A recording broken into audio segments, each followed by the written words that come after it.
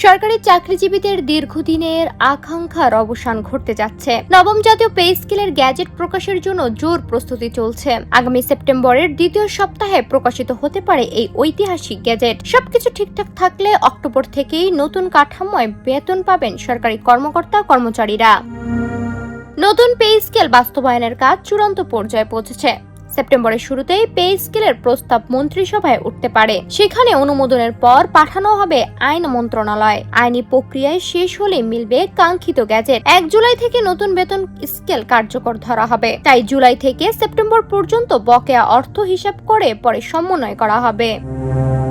মূল্যস্ফীতির চাপ সামলাতে এই নতুন বেতন কাঠামো বড় ভূমিকা রাখবে।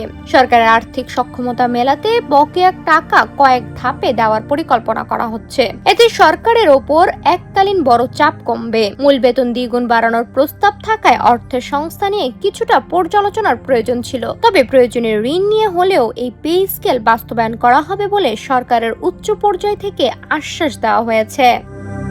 প্রধানমন্ত্রী নিজেও সব জটিলতা দ্রুত মিটিয়ে ফেলার তাগিদ দিয়েছেন। প্রাথমিক ধাপে মূল বেতন কার্যকর করে পরে ভাতা সমন্বয়ের পরিকল্পনা রয়েছে। জীবনযাত্রার ব্যয় বাড়ার এই সময়ে নতুন স্কেলের খবর লাখ লাখ চাকরিজীবীর পরিবারের নতুন আশার আলো জ্বালিয়েছে।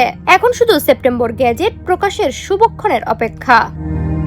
ডেস্ক রিপোর্ট, সোনালী নিউজ।